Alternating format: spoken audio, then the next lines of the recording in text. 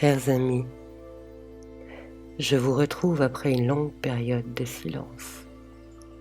Lorsqu'il n'y a rien à dire, il vaut mieux sceller la parole. Nous sommes à l'aube d'un grand basculement. Cependant, celui-ci n'est pas ce à quoi nous pourrions nous attendre. Durant ce grand basculement, chacun va être révélé à lui-même et au monde et savoir ce qu'il porte en lui, ce qu'il porte vraiment dans son cœur.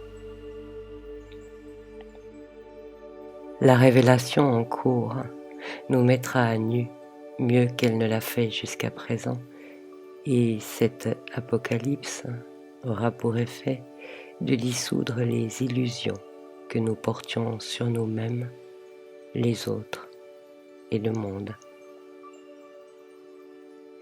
Certains qui se croyaient forts vont s'effondrer.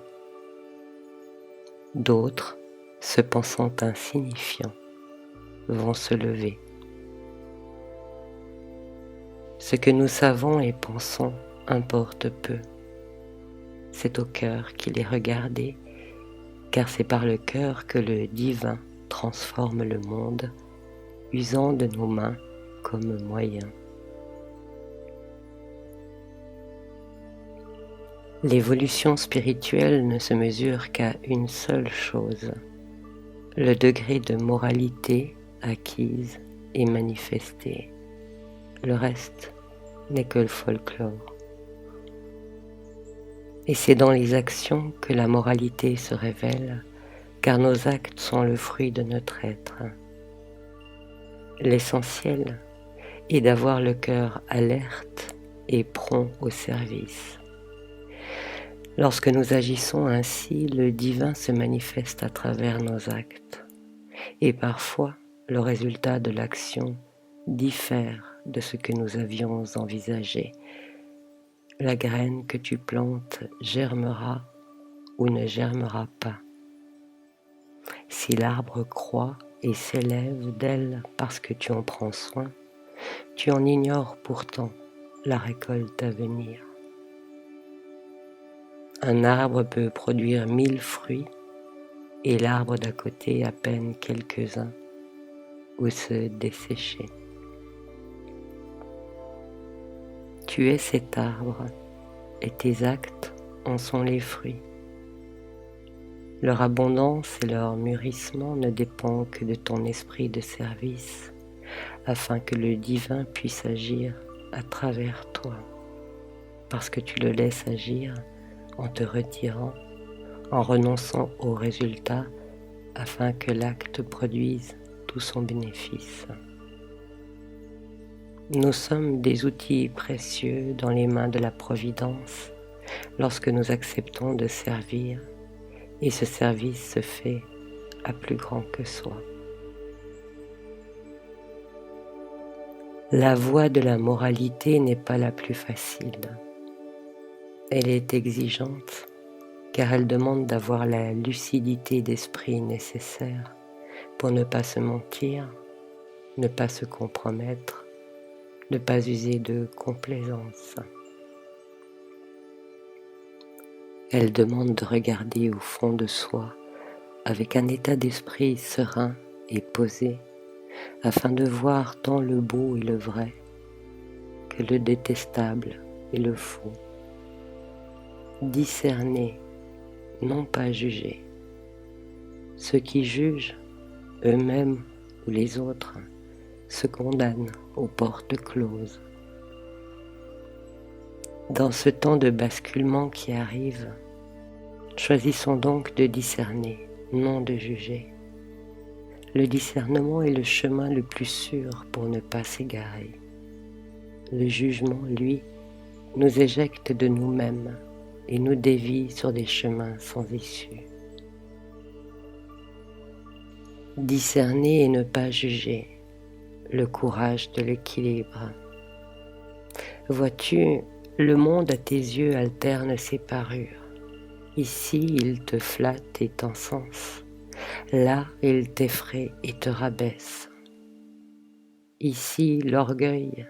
Là, la culpabilité, ici le bien, là le mal, et tu te sens comme une boule de flipper propulsée d'un extrême à l'autre, perdant la mesure de toi-même, écoutant ce qui crie ou murmure autour de toi ou en toi.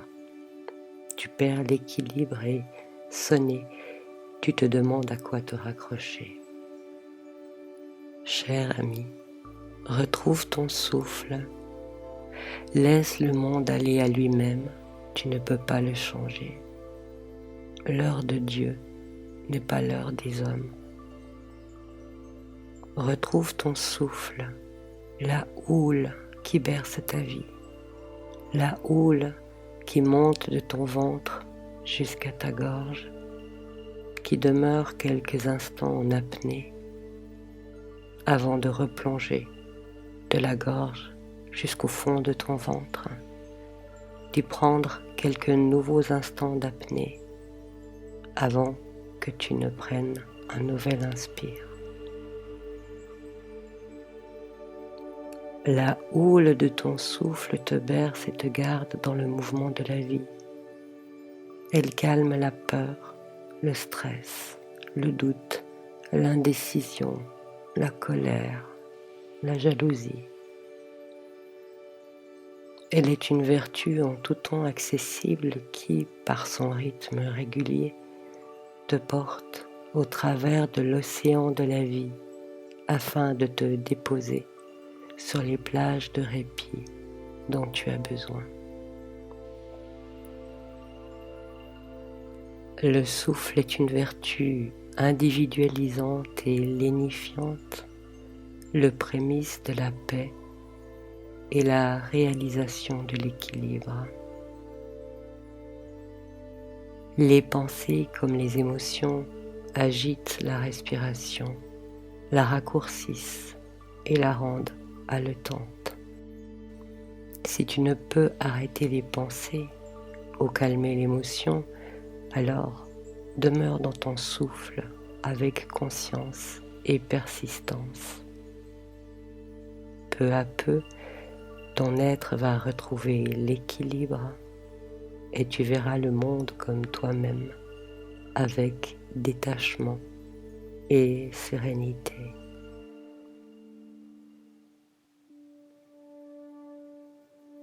Si donc nous voulons traverser la tempête qui vient, demeurons dans notre souffle.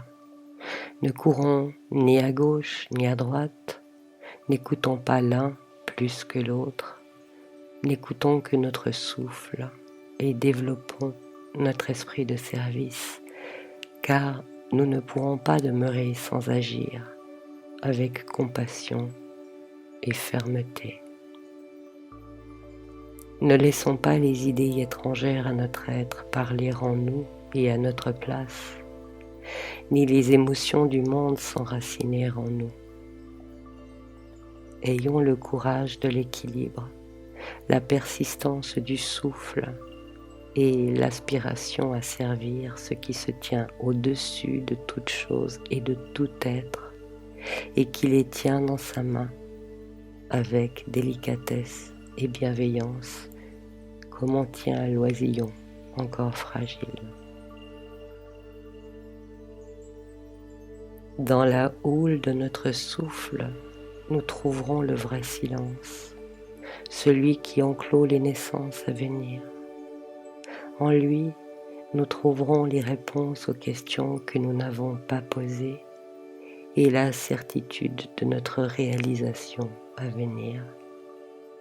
Lorsque le tumulte s'élève, lorsque la clameur remplit tous les espaces afin de disperser les consciences, la seule attitude salutaire est de demeurer dans le silence et le courage de l'équilibre. Tout le reste tient dans sa main. Alors, dans nos souffles paisibles mêlés, nous émergerons dans la vérité, sous le soleil de la liberté, étonnés de découvrir l'innocence qui nous habite et qui brille tel un joyau précieux.